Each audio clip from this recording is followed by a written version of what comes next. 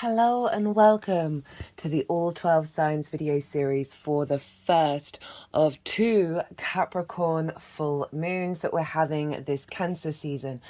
So I'm recording this on the day of the full moon. So even if you're watching this, well, you will be watching this after the event. I work with 6-month cycles. I see lunations as download points that we then work with until the next lunation. And that's the Capricorn new moon, what will happen in Capricorn season. So you're not missing out on any of the messages that come through in these readings.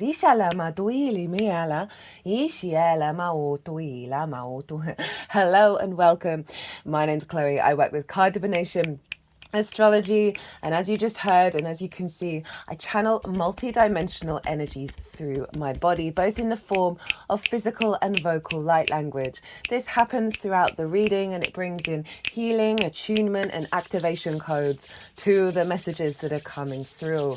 So I read for the rising sign. So for those of you who know your time of birth and you know your natal chart, I recommend you check out that sign that falls in the first house, which is your rising sign, because the astrology will link in closest with that. However, it never, ever, ever, ever, ever invalidates you looking at any other part of your chart. Just look to whatever sign it is that you're tapping into, perhaps where your sun or your moon are, because they are always getting activated with every lunation. Just look to that sign, look to the house that it's in and the themes of that house. You want to apply those themes as well as all the meaning you've got going on in that sign to the messages that come through, because it will be as if that sign energetically has now moved to the first house. So the astrology for the rising sign will still link in. For those of you who do not know your time of birth, don't know your natal chart, you can still get a chart up where you know where all the planets are and what signs they're in. And so you can tap in that way if you don't necessarily know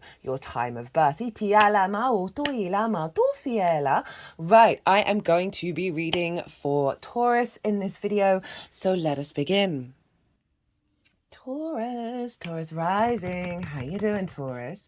So as I said in the introduction, I read for the rising sign. So for those of you who don't have Taurus in the first house, go check out what house it does fall in your natal chart. Look to the themes of that house and you want to apply those themes as well as all the meaning you've got going on in the sign of Taurus to the messages that come through. It will be as if that Taurus energy of your natal chart has now energetically moved to the first house. So when I break down the astrology for the rising sign, it will still link in. You just got to add on your own natal chart meaning on top of it. Right, we are reading for the first of two Capricorn full moons. As I said actually in the introduction, I am recording this on the day of the full moon, but I work with 6-month cycles. So this we're getting a download with this full moon that will then unfold over the next 6 months. So even though you're watching this after the event, you are not missing out on any of the messages that are coming through in this reading. Again, for those of you who are new, who didn't quite catch the introduction, I always put a lot of information there for new viewers, but just in case you skipped to the beginning of the reading, I channel multi-dimensional energies through my body, both in the form of physical and vocal light language, which will be happening throughout the reading. These are just some of the obvious ways in which I channel, and this is bringing in healing, attunement, and activation codes, even if you're whoa, even if you're not entirely sure what on earth is going on. Okay, so first of two Capricorn full moons. This is kind of a big deal, right? I've done a collective reading for this moon and for this lunation cycle as well. I brought in some of the overall themes that we're going to be seeing with the two Capricorn full moons and that Cancer new moon sandwiched in between. So if you want a deeper understanding of what's going to show up in this reading, go pause, go check out the collective reading. It's where I get to break down the astrology of the lunation in way more detail of how the celestial bodies are talking to each other at the exact moment of the full moon. And that forms a harmonic blueprint, right, that then gets downloaded. And so the more that we sort of explore and understand how that energy may show up, the more that you can autonomously apply it to your life. I had a lot of channeled messages and a lot of visions around this particular lunation cycle. All of those I talk about in the collective reading, as well as the collective tarot that came through. All these oracle cards, as always, I always pull them before doing a transit series. I will be reading these oracle cards when I've finished doing the all 12 signs series, but I love to have them on deck so the energy is being transmitted throughout the all 12 signs video. So I'm going to be breaking down the astrology for Taurus rising. And as I said earlier, like, just imagine your Taurus energy moving to the first house. And so I'm going to be breaking down the astrology. I'm going to be shuffling some cards while I do so. And they are going to go into 3 different piles at the end of the astrology part of the reading. The energies that I work with, they're going to move them all around, do some energy work, and then put them into the 3 piles. Now, those 3 piles... Those 3 piles are, the first one is, what have you been working through and learning and integrating in the lead up to this full moon? The second pile is, what energy frequency, what download are you getting in regards to the Taurus area of your chart that will then unfold over the next 6 months? So as I said in the introduction, I know I've said that about so many times, I see lunations as portals for download codes that we then work with over the next 6 months. So even though this is a full moon and there's an element of completion here, we all know there are no endings. There are no beginnings. We live in the paradox of infinity. The third and final pile is how to work with pile 2, right? How to amplify it. We're going to have 2 of these downloads that we're working with the Capricorn area of our chart, because as I said, we've got a second full moon in Capricorn, and this whole cycle marks 2 big shifts, really, and it's quite a powerful transit just in general because it's linked into the eclipse cycle. Now, why I'm gonna touch on these big themes, and then we're gonna launch into the astrology. So the first one is the fact that since the Aries season last year, where we had 2 new moons in Aries, that basically meant that our moons from new and to the full moon were going to be in conjunct one another. Now, so for example, we had the Sagittarius full moon followed by the Gemini new moon. Now, Gemini and Sagittarius are opposite one another. And now we have the Gemini new moon followed by the Capricorn full moon. Those 2 signs are what's called in conjunct. Now, we've had these in conjunct new to full moons since Aries season last year. Now, an in conjunct isn't a traditional aspect. It is you're working with 6 different energies that don't traditionally have really clear things in common with one another. So it's, I always like to describe it as, imagine that your job to do with the in conjunct is to herd cats, but you might not have a clue that that's what you're supposed to be doing. So you've got these 6 different energies that are all very independent, all doing their own thing. You know, think of the independence of a cat. And you've got to try and figure out how to get them all to work together. And so once you kind of realize this with an in conjunct, you realize that there might be a bit more hard work you've got to put in. There might be some crossed wires, some miscommunication, some discombobulation. You feel like a bit of frustration going on. Once you realize that, you can kind of let go of the pressure and the sort of the frustration, and then you realize, I've got 6 energies to work together. You know, once you learn how to herd those cats, it's a pretty impressive skill. Now, the in conjunct, as I said, not a traditional aspect. So essentially, you are then coming up with ways that are unconventional, that are breaking tradition. It's a very sort of maverick, inventive energy. I kind of feel it's linked into Uranus.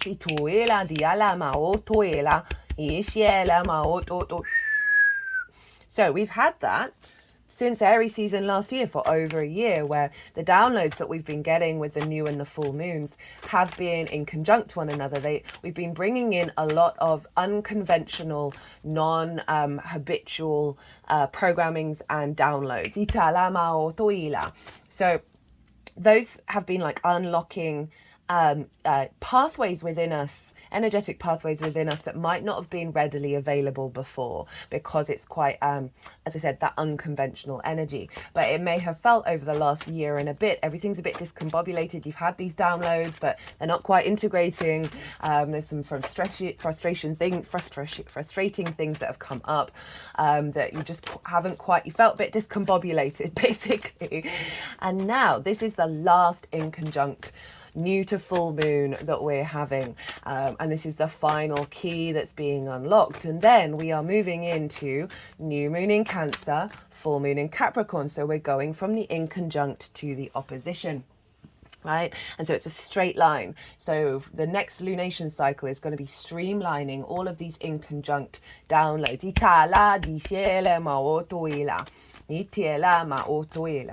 Now that Gemini new moon was really, really powerful. Really enjoyed doing all of those Gemini transits. The Gemini new moon, Jupiter in Gemini, which is a year-long transit. We had 2 conjunctions with the Sun, well, first with Venus and then with Mercury. I've done pick a card readings for those. Yes, they're linked into the transit, but they're kind of timeless anyway. They're all in their own playlist. If you haven't caught any of those transits and you've got some time on your hands, I would recommend going and checking them out, because the energy that came through with all those Gemini transits feels really potent and important for us to then utilize and work with moving forwards for the rest of the year. If you don't quite have time, there are some posts on my community page as well as on the Instagram page that's kind of sum up that energy. But that new moon feels very closely aligned with what's being integrated with this full moon. That Gemini new moon was conjunct Venus. It's giving us more playful curiosity from the heart space. I see Gemini as the neural connections, neural plasticity, and we are activating a higher level around that that's unconventional. That was a very out of bounds moon. Again, I talk about that in the collective reading in the sign of Gemini. Now that is all being pummeled into the mountain that is Capricorn, right? The long-term legacy energy of our capacity to engage with information in a way that's more orientated to our heart, right? Not taking things so seriously, but also allowing us to engage with information in ways that helps us step out of tradition, right? Capricorn can be very traditional, but this is this is an inconjunct moon. So that tradition is being released, right? We've been working through a lot of dogma. And the strength and power of Capricorn is the long-term legacy, is the commitment, the ability to get up and do the thing, to go climb that mountain. And so we have this imprint of the Gemini new moon being like cemented into our legacy energy. Now, Taurus rising, where is this happening? Well, regardless of whether Taurus is your rising sign, Taurus and Capricorn, you are fellow earth signs. So this is a trine aspect to the Taurus area of your chart. A trine is ruled by Jupiter, the greater benefic. So the qualities of Jupiter are infused into the trine. Now, unlike an inconjunct, trines have a lot in common. You are both yin in nature, you are both the earth element, but you do things differently. You're different modalities, right? Capricorn is cardinal. It instigates cycles. It's linked into the solstice, either the winter solstice in the northern hemisphere or the summer solstice in the southern hemisphere. It's an element of leadership energy, but it is about instigating and pivoting into a new cycle. And it's trining your Taurus energy, and your Taurus, you are fixed. So we've got 2 different modalities. And a trine can bring things together in order to elevate and expand, because you've got those 2 main things in common, right? So it's finding connection and wisdom and integration around instigating, and fixed energy is able to maintain and keep going. Trines can be very elevated, very inspiring. They bring about an ease of flow of energy, right? You're not having to hurt those cats because things are coming quite easily with this trine.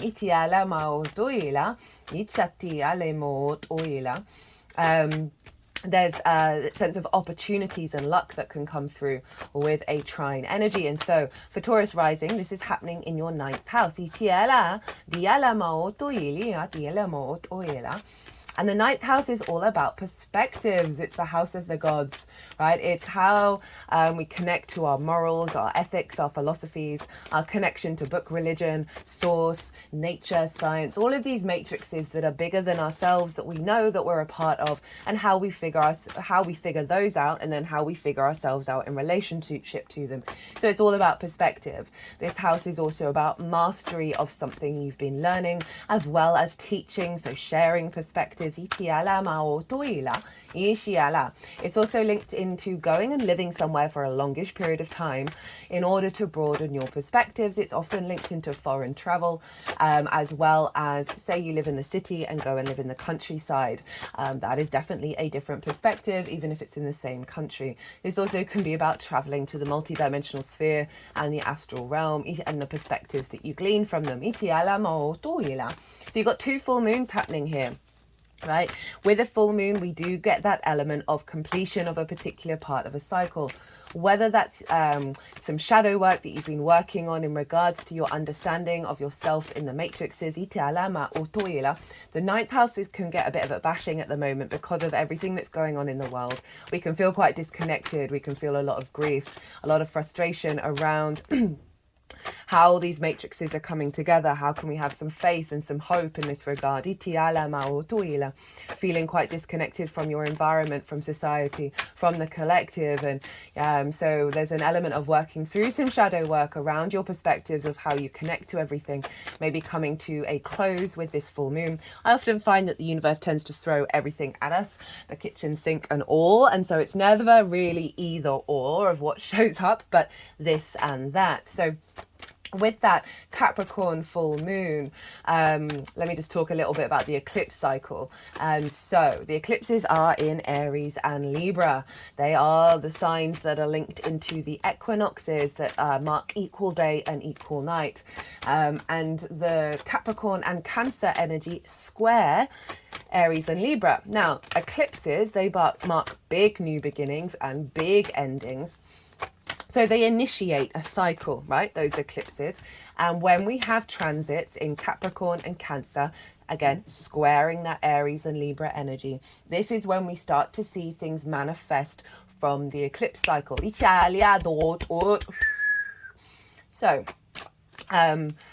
So with the transits in Cancer and these full moons in Capricorn, the eclipse cycle is getting activated because squares are all about manifestation and bringing things into being, taking action and seeing things manifest in the 3D world. It can also bring up conflict, drama and frustration. So do be aware of that. All of that is ever trying to do is to highlight, what do you think about that? What do you truly think in the deep recesses of your soul about that energy and how to work with it and go on your own intuition. Now, the Cancer area, and I'm going to talk more about this in the Cancer new moon, is kind of the yin energy of the South Node, right? So this is when we're seeing the South Node, what the South Node's up to, manifesting in our 3D realm.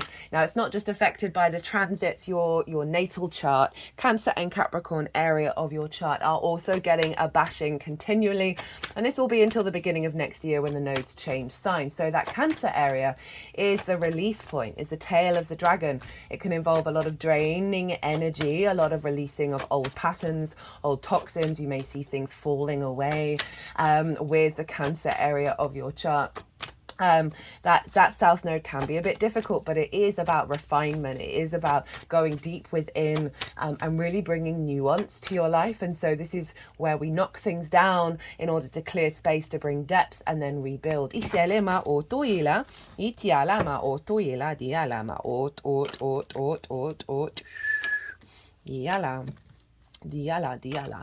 And that Capricorn energy, which is around where the full moons are happening, this is the North Node energy being manifest. So where we're headed, what we're striving for, what we're hungry for, right? So the new paradigm that we're bringing in, we're seeing that manifest in the Capricorn area of our chart, right? And so these full moons have a bit of extra added weight because they're in alignment with the eclipses. So it's definitely linked in sort of the bigger picture energy, things that are kind of beyond our control, and let things unfold.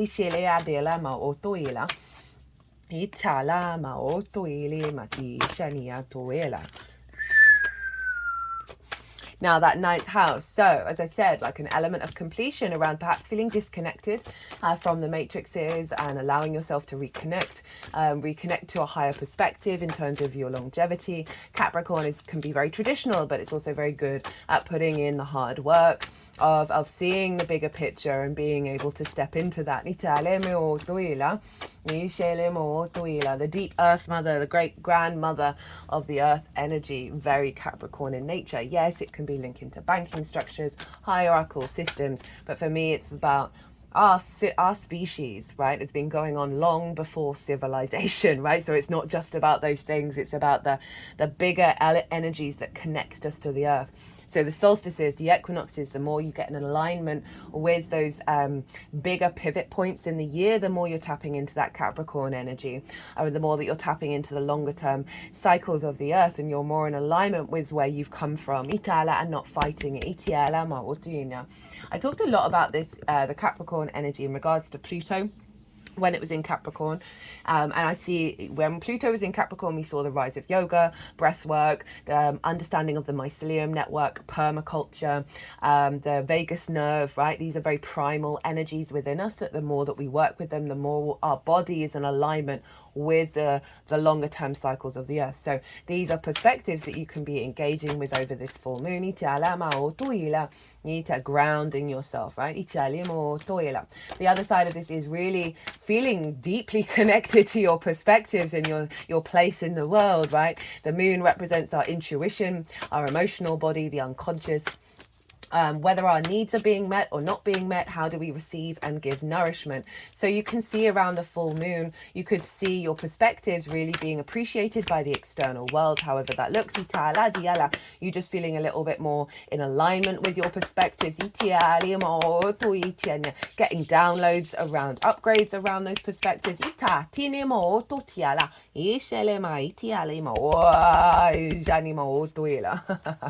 was an interesting bit of channeling. You can just feel really nourished about your connection here on the planet. But with that connection to perspectives and sharing them, I can see an upgrade with these two full moons of being more in alignment with sharing those things, right? We're not here to change people's minds. We're just here to share, and just feeling more receptivity that way, that is connecting to those perspectives that are serving your long-term legacy, very Saturn energy, committing to them and basically walking your talk, because this is trining your Taurus energy, and that is your rising sign, right? So the rising sign is the house of self. It's how you embody your sun or your moon in your actions and your deeds. It all depends if you've got a day or a night chart, or which luminary is providing wisdom to your ascendant, who is your navigator through the cosmic waters. And so that's the lens in which you operate, right? How you embody yourself, the actions that you take. It's your body, your character, your sense of self, and it's often how other people see you, because they see that embodiment rather than what might be going on behind the scenes. And so we have this beautiful trine energy, of bringing those perspectives into your embodiment, into your character, so you're then able to walk your talk,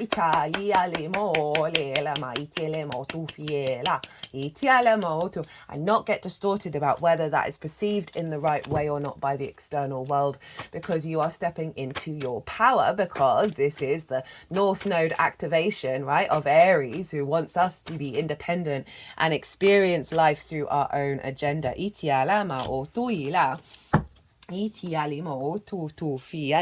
Wants you to feel confident of who you are and your feet on the ground in this incarnation. So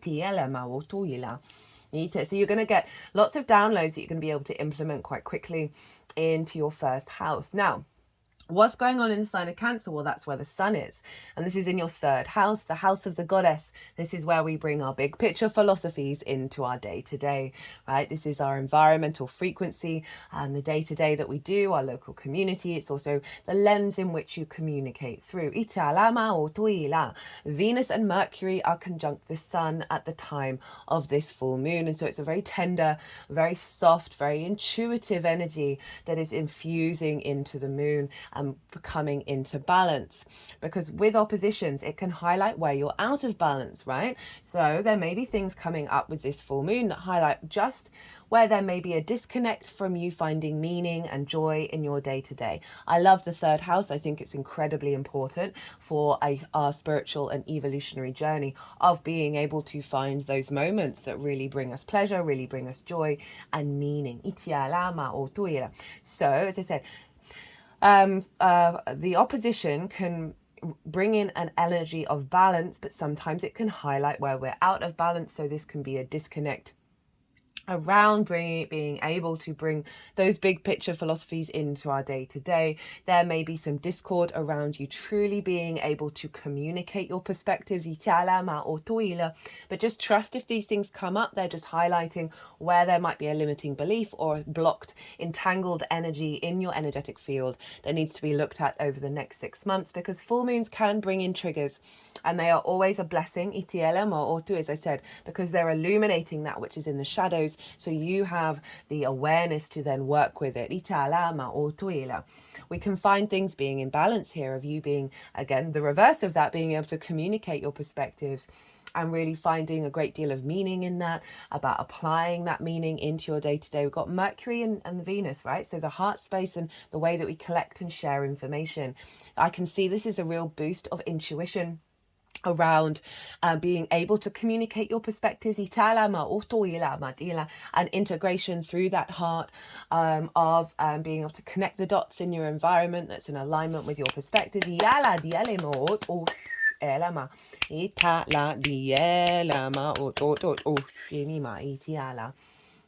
Generally with that Venus Mercury energy is a balm to your day-to-day. You might find you're just finding more love and appreciation, getting more creative in your day-to-day, wanting to be playful in the way that you communicate, and feeling quite nourished in the words that you're saying to yourself. That is really allowing that vision of the sun to be amplified from that heart energy, right? And be able to see clearly about how you find meaning in the day-to-day. I can see you I really can see once perhaps some blockages are being cleared, if that relates to you. As always, take what resonates, leave what doesn't, of that Sun, Venus, Mercury, because we're going to have this imprint for the next 6 months up to the new moon in Capricorn. We're going to have two. The second one was the new full moon in Capricorn, when Saturn will have gone retrograde. We're going to be working with both of these downloads, and so there's really a sense of intuitively bringing your perspectives into your day-to-day, right? And finding a deeper capacity to connect on a very personal, emotional field. I can see a release around some sensitivity. I've been talked about it in the collective reading, those hairpin triggers where the smallest thing can happen and all of a sudden your whole nervous system gets set off. Just have to pause, I've got a cough about to explode. Yeah, a release of sensitivities around the sympathetic nervous system being easily triggered, with that Capricorn energy, right? So Capricorn's ruled by Saturn. Saturn can be the boundary, the limitations, the restrictions, a sense of isolation, a heaviness, right? A steeliness. Very cool, very cool, calm and collected, right? There's a level of detachment with Saturn. And so this influences that Capricorn moon. That Capricorn moon's kind of no nonsense energy, right? Not necessarily fully embodied in its emotions, but when it is, they're big, long-term energy emotions. And so that Capricorn energy can come along and say, hey, right, we've worked through this. We don't need to look at this anymore, right? We're kind of done with this. It's not about denying the sensitivity and the emotional responses, right? You're a multifaceted, multi-dimensional being. You can tap into many different things all at once, but essentially it is about that Capricorn energy of grounding us in terms of the long term and our capacity to commit to bigger picture things without getting distracted by those hairpin triggers that have us shut down and might go into hypersensitivity and feel very in our feelings in a way that distorts our energy rather than elevates it. So that Saturn energy, yes, it can be a bit difficult. It's a bit of a no planet, but it is inherently wanting you to step into your own power, your own authority, to commit to your responsibility, putting in hard work, due diligence, understanding cause and effect, which then allows you to step into your integrity and your commitment to your legacy. I love Saturn, right? Once you realize you've got to walk your talk, right? You got to put into practice your own integrity. That's when Saturn can ease up quite a lot, because it's seeing that you honor cause and effect and you're not really fucking around with that, right? You're not putting that energy on other people to deal with. You are taking control of your own authority and how you respond. So we want to look to where Saturn is, because whatever's going on with the ruler of a sign is impacting the sign that it rules. And Saturn is over in the sign of Pisces. This is your 11th house, your house of good spirits. Friends, groups and alliances are reaping the benefits from your 10th house, which is your career and life purpose and reputation, as well as hopes and dreams. So Saturn is influencing what this moon is all about. And so it's getting you in alignment intuitively in regards to a higher perspective, or let's not say higher. I'm trying to get that out of my vocabulary. I'm not really a fan of the good, the bad, the positive, the negative, the high, the low. I just find it's really reductive. That it's a more integrated, expansive frequency that Saturn is bringing from that 11th house in regards to your hopes and your dreams, and therefore your perspective in these matrices about how to connect to them, right? Often with that 9th house, it is often linked into self-worth, right? And do you value yourself? And value your connection to the bigger picture that may have been blocking your capacity to dream and hope in a way that is more in alignment with your genuine connection to this planet.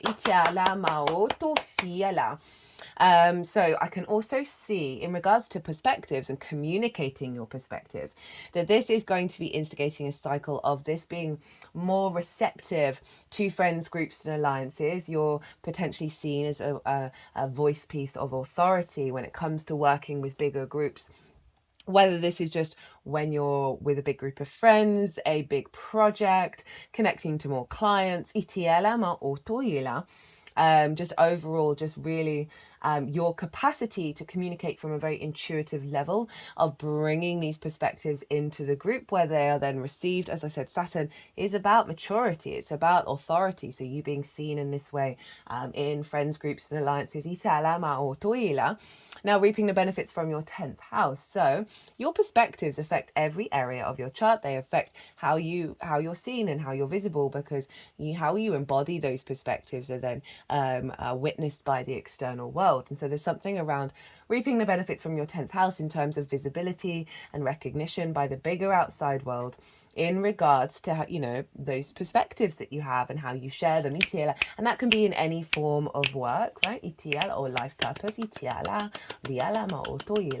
I could see more opportunities coming up in your day-to-day in order to share those perspectives. That is a knock-on effect of the work that you've been doing in the 10th house.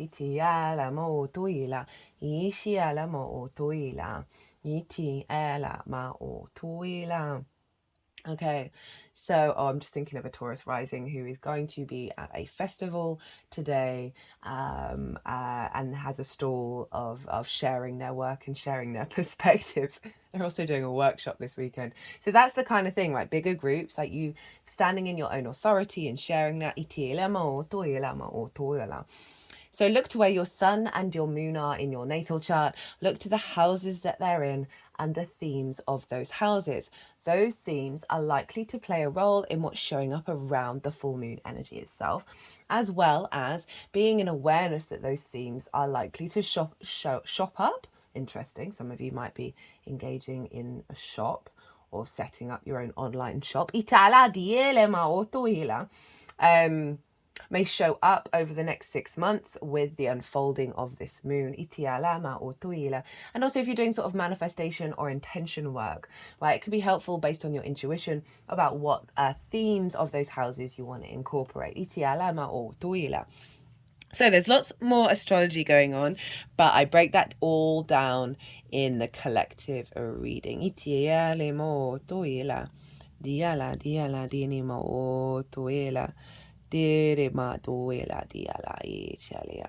So right, I'm going to go consciously quiet. I'm going to soften my mind. the energies that I work with, they are going to move all the cards around. They're going to put the cards, do some energy work. They're going to put the cards into the 3 piles. And that's when I'll bring the tarot into the astrology. I'm going to soften my mind. I call you to do the same as well. You just had loads of information thrown at you. Let that all settle. Let it all digest. Don't try and overthink it. And then see what your intuition pops up for you in regards to how this relates to you on a personal level. Diala. Okay, some blockages around this sense of freedom and liberation and vision and joy around connecting to the matrices. Itala. Diciele mo tuila. Itiniane mo ot. Diala, blockages around your unique perspectives. Ia shela. Diala, fielielama. Itiana, adini, falema, otoila. Ishala, diela. Liana. There's your card, Taurus. Ishala. Diala. I forgot about that card. I mentioned about griefy Tiania. Diala. Diala. Dishala maoto fialiatana mau. Diala. Dialiala maoto fiala. Ishenia. Ditofala. Ditinia maot. Diala. Doela. Diela. Di shenima. Doela. Diala.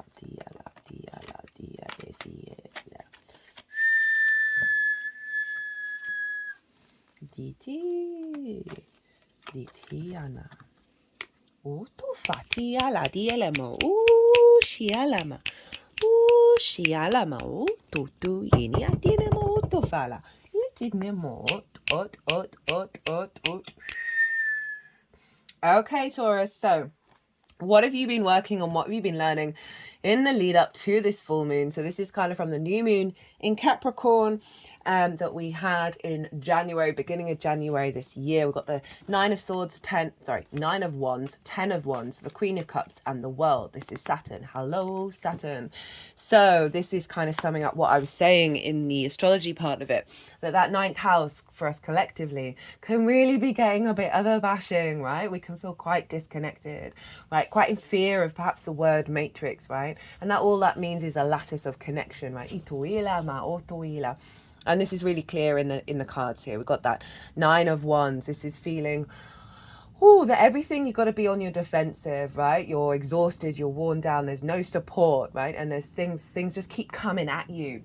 And then that can get us in a framework where we're then perceiving that we're always on the defensive. So if we think about communicating your perspectives, right, a feeling like perhaps, when you do so, people are just gunning for you. Italia diele went in a really illogical way. Italia that they're immediately throwing the baby out with the bathwater with something that you're saying and like being, no, this is how I think. I'm not even going to listen. And it's not even that I'm not even going to listen. I am then going to rip you to shreds and get you all battle weary, right?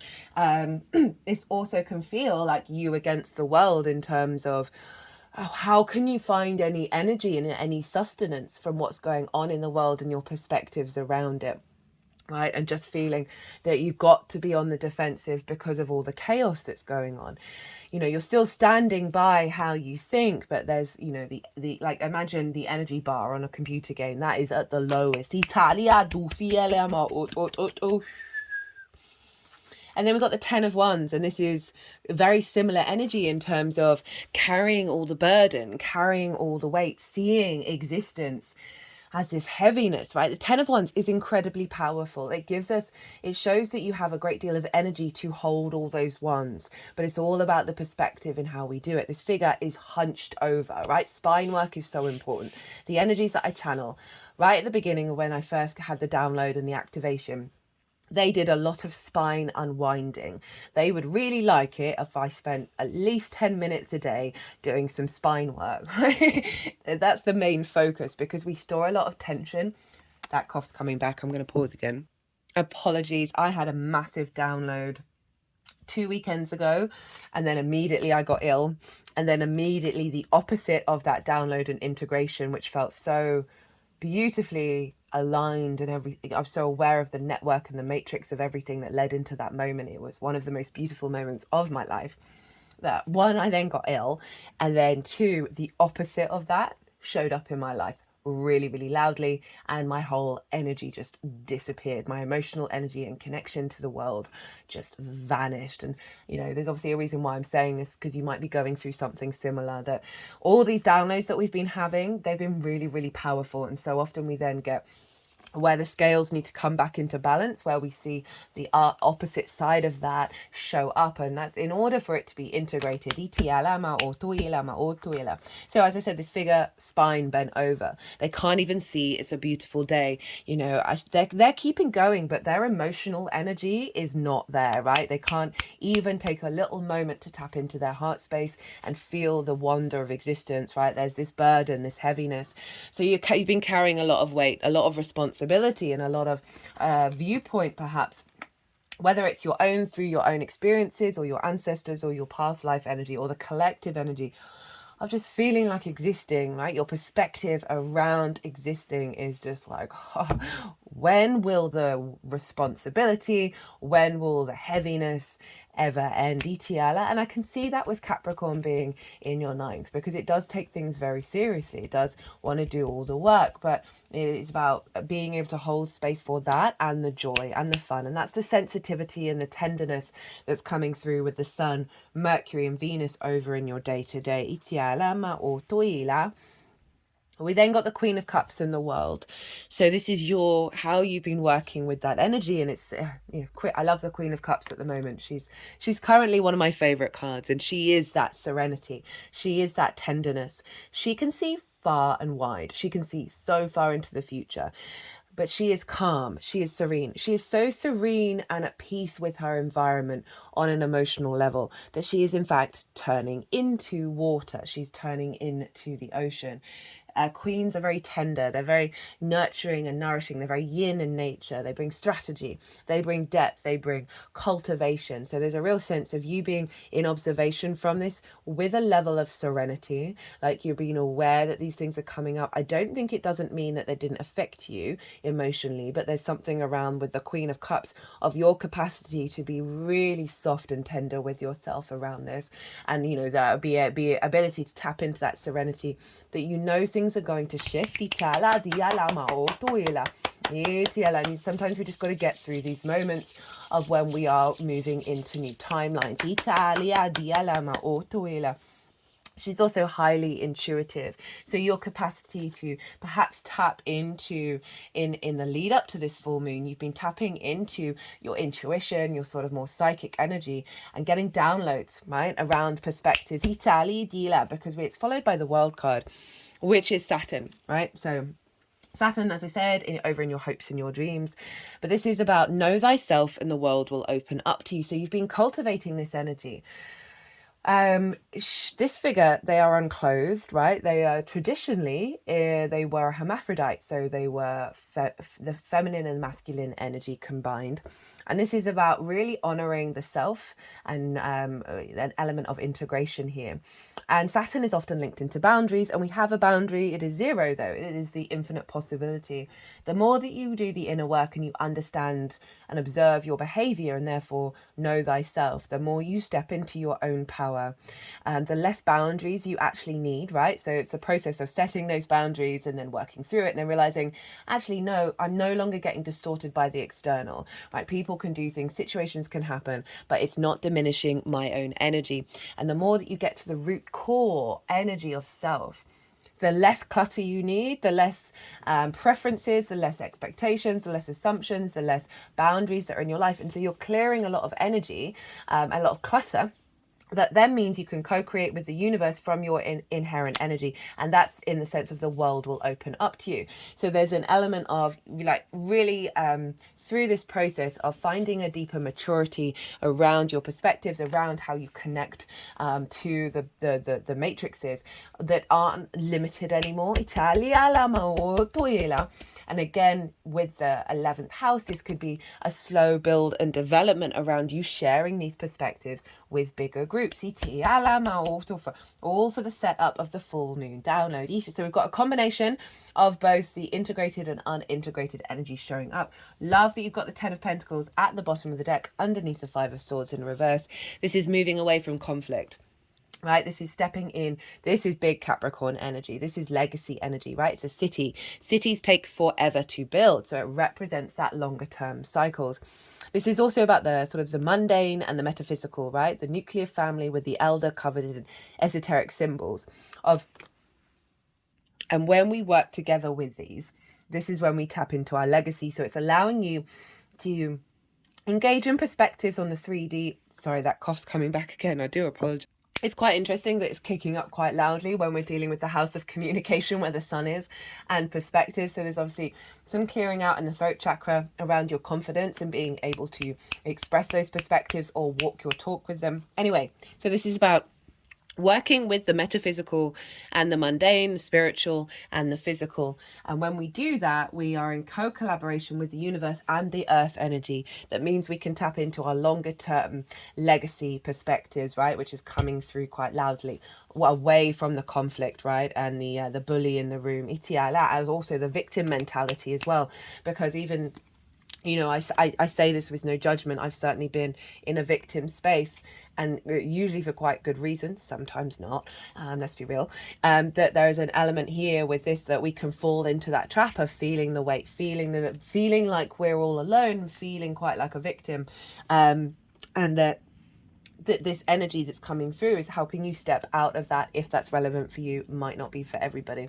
We've got for the energy download for the moon itself, so this is being downloaded into your frequency that you're then going to work with over the next 6 months. Got the 5 of Cups in reverse, the Star card, the Sun card, the King of Cups, so we've got the King and Queen of Cups, the 6 of Wands, the 8 of Pentacles, and the 4 of Wands. So I mentioned grief, didn't I?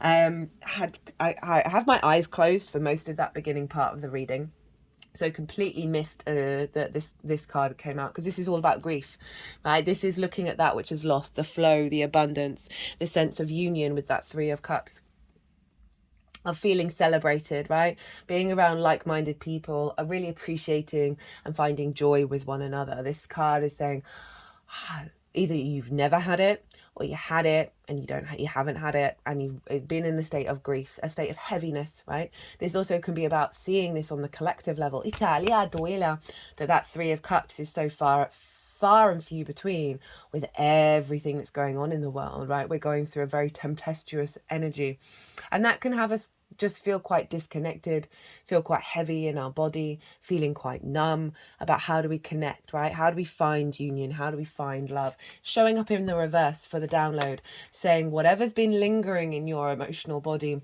around your perspectives with this full moon is helping bring in a frequency for you to step beyond that. The Star card and the Sun. Know thyself. Be unique to your perspectives. Right, with that Star card, she is unclothed, kind of like the world, right? Takes some deep healing to get to this state of vulnerability, right? You know, of stripping yourself of the masks. But it is this process of unification with the galactic and the earth energy that by stepping into your unique being, your unique frequency, your unique perspectives, because you're operating from a place of authenticity, right? And not being influenced and conditioned by the external in ways that diminish this star energy, you're able to step into that star frequency to be able to then bring deep healing to the planet because of it. I'm not saying that the actions, you got to focus on that, but simply by embodying that, you are serving the collective. This is Aquarius, and this is also a card of hopes and dreams, and that's where Saturn is, right? Of a realignment of your hopes and dreams to your unique soul frequency, and also being seen by others in a very authentic way, in a very sort of galactic star energy way, with those friends, groups and alliances. Perhaps when you communicate your perspectives, you are helping others unlock that energy within themselves so they can be of a frequency of healing. The sun. Right? This is vitality. This is joy. This is illumination. This is vision. This is animation. This is your inner child, right? Feeling very confident and comfortable about how it moves through the world. We got all those sunflowers. You know, sunflowers really know where to move to get the light, the divine inspiration. I love that this is showing up because that full moon happened just a day or so after the summer solstice, which in the northern hemisphere, this is the longest day. The sun was at its peak. We are now getting shorter days. But I love that this is being locked in of a real sense of vision around who you are from a very joyful, youthful place. And I say youthful in terms of that innocence, that awe of not necessarily being worn down and exhausted, right? And a bit jaded. And this is the opposite of that coming in.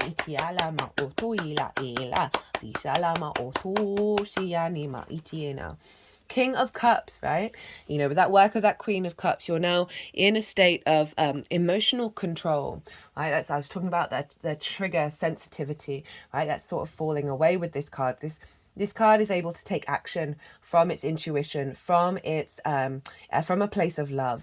It's a very psychic energy. This figure isn't bothered by the chaos that is surrounding it, right? Again, the perspective of the external world is not diminishing and affecting your emotional body and your ability to take action on the clarity that you have through your emotional responses of what how your perspectives and the perspectives of the external world may be impacting you. You're very much in command of that emotional body, so you're able to stand and walk your talk. And when it comes to integrating those perspectives, Six of Wands, a sense of victory and recognition. So again, you know, as I said, perspectives influence your career. They influence every area of your life, how you connect to people.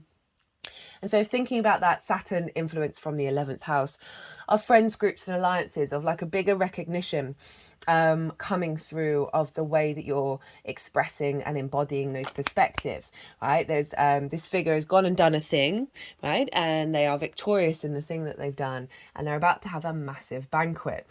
And so there's a real sense of validation from the external world of what it is that you're bringing to the table, as well as overall you feeling very validated in how you're moving through the world and also how you're implementing things, because this figure's done the thing and now they're getting the reward. And so there's something around your embodiment of these perspectives that's going to help you feel quite confident and feel good about yourself. And there may be some rewards at the end of the tunnel with that one. This also can be about you implementing action around your hopes and your dreams, as well as how you're now visible from that career house, right? Reaping the benefits from your 10th house, where there's a sense of celebration. Perhaps there's a project that's coming to fruition. And like your boss, that boss is come in the 10th house, is like, love what you did, here's a bonus. We then have the 8 of Pentacles and the 4 of Wands. So I love the 8 of Pentacles because this is kind of showing whistle while you work. This is the refinement of self. So it's saying that there's an energy coming in where you have the capacity to really refine this download, refine this confidence of what you've learned, and be able to bring a real sense of confidence within it, right? Through that refining process. So often when we get downloads, we've then got to put in the effort on a day-to-day basis to implement it. I also see this as the embodiment of you on a day-to-day basis, putting this all into practice. We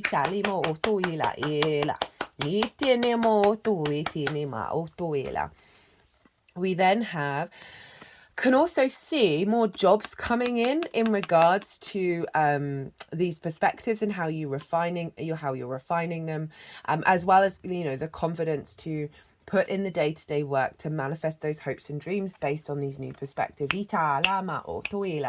4 of Wands, very similar to the 6 of Wands. This is the celebration that happens at harvest time, right? But it implies that you've had to put in some work to get the harvest to come in, right? It's almost a year-long process. But this can involve collaborating with other people And now there's a point of celebration. So it's acknowledging a cycle around putting in the work, you know, that Eight of Pentacles, feeling very committed to that. And reaping the benefits at the end of it. Again, this could be about collaboration with people through the work sphere.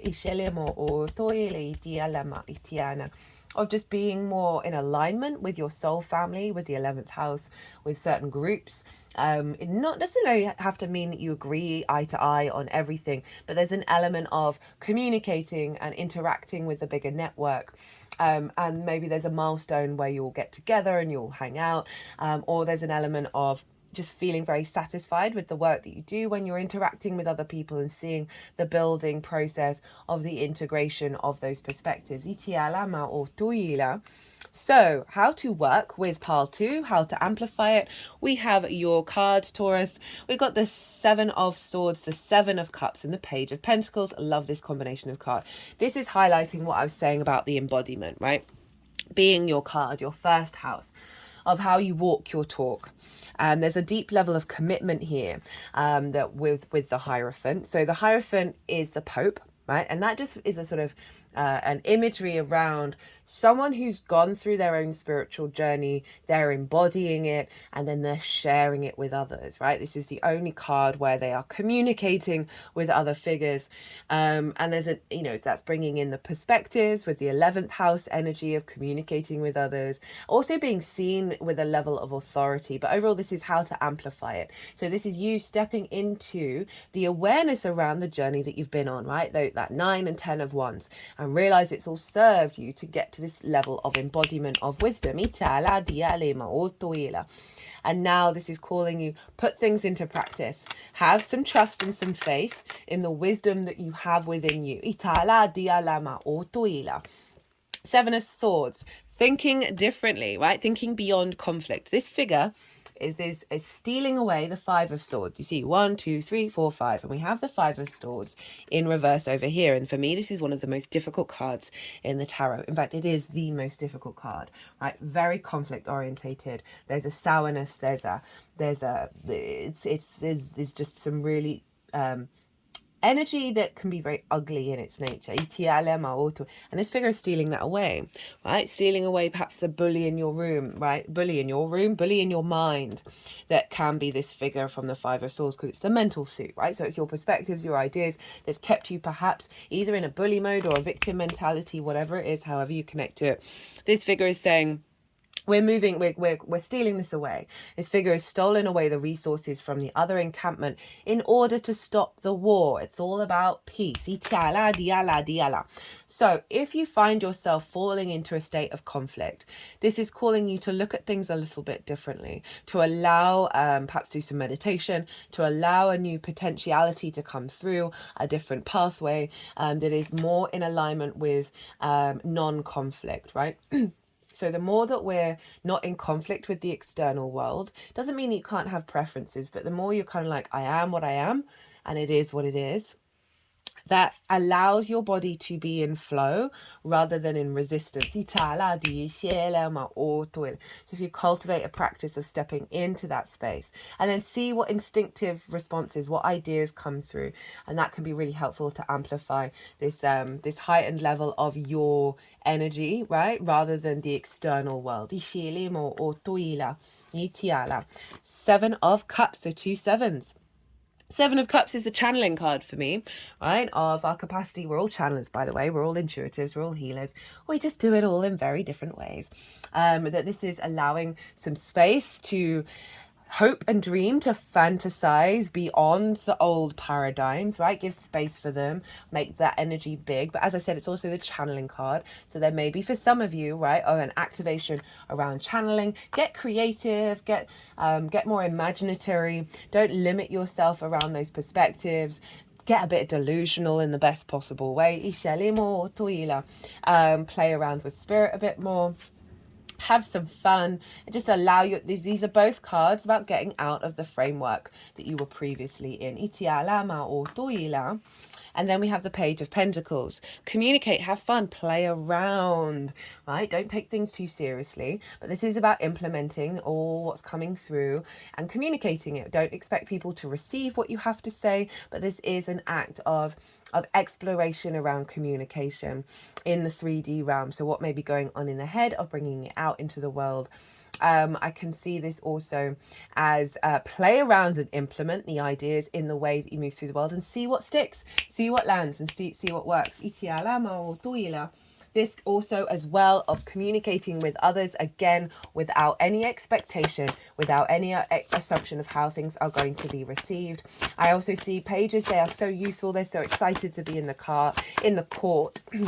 They want to talk to everybody. They want to learn everything. So there may be something about that you're going to be learning some new energy, learning things from others. And not to be sort of on the defensive with that 9 of Wands. Not to be like it's my way or the highway. This is really calling to just be a bit more playful. That's the Gemini moon that's coming in.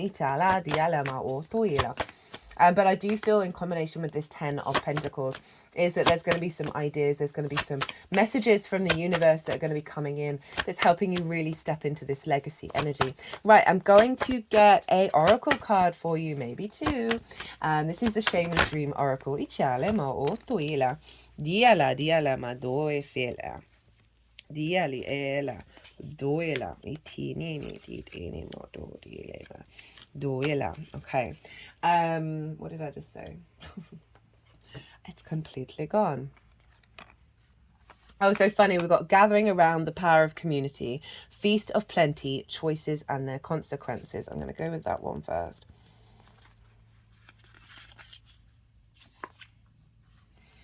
Options, choices and their consequences, life's blessings. A great feast is laid out before you. Shut up. Shut up. Where was it?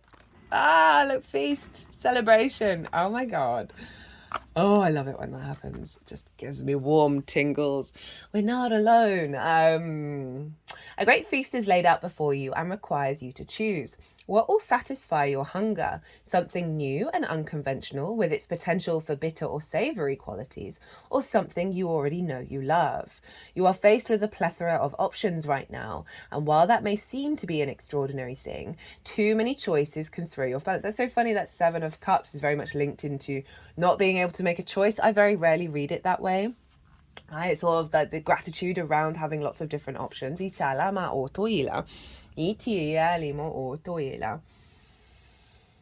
many choices may throw you off balance. You might be worried that once you commit, you won't be able to turn back or refuse to confront the consequences of that decision. The most important thing to realize is that the feast is offering you experience. No amount of overanalyzing or strategy will help you make the right choice right now. So again, that's that what I was saying with that 7 of Cups. Allow yourself to dream, allow yourself to play around with lots of different things and not take it all too so seriously. Don't debate the right or the wrongness, instead just choose. In the choosing is the seed of experience, and that is what is necessary now. Sour, bitter, sweet, savory, what matters is relishing the experience until you digest all that your choice is offering you right now. Only one warning: avoid the same choice if it keeps you hungry. Oh, I like that. Especially Capricorn energy is where the North Node is being activated, which is what we're hungry for, what we're striving for. Oh, you really couldn't make any of this up. If something didn't feel good or does not bring you what it seemingly promised, do not choose that again. The experience will only repeat itself, and you will have more than a bad taste in your mouth. The feast is yours to enjoy. You can always go back for more when you're hungry again, for life's blessings are ever available to you and calling your name. ETA, love that. Love that. Gathering around, the power of community, being safe and secure, allowing help. There are times when you need positive reinforcements from others. Perhaps your journey has made you tired just before reaching that proverbial finish line. Okay, like these cards, these oracle cards, I've been using them for all the Gemini readings and all the transits so far. They have blown my mind every damn time. What is this about? If it's not about just before reaching the getting home and feeling exhausted. Get in, source. Get in. Where your friends await to cheer your arrival. Know this, you are not alone, regardless of whether you think you are. People gather around to help with your next step as you bring it forth from the cosmos into the beauty of life. There has never been another you before, and you have a unique relationship with your friends, family, communities, and all those who gather to help you in the unseen realms. Okay, so there's something about tapping into that soul family, those guides, because they got quite excited with that bit. Now is the time to allow assistance from others. Ask for it and trust that you'll receive. That's kind of tying in with what I was saying about meditating, right? And seeing what comes through, right? From rather than the old paradigm.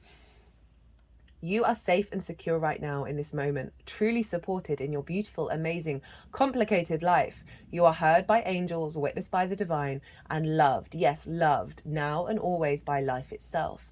Whatever your query, you will find the help you need to achieve what you desire, and you will not have to do this alone. Count on it. Woo, Taurus. What a reading. Very much enjoyed that. I hope you did too. I hope it resonated. Or maybe you just like looking at the tarot cards. If either of those things, it would bring me great joy and help the algorithm send this out into the world. If you hit that like button, I'd also love to hear from you. Drop me a line in the comments box. If you want a personal reading, perhaps to deep dive into what's come through here, or just the overall transit or anything at all, my website is in the description box. And my email address is on the website. I also have Instagram. You can DM me, leave me a voice note, give me some context, we can figure something out. But other than that, Taurus, shut the front door on the way out, would you? Be good to yourselves, be good to those around you, and most importantly, be well until we meet again.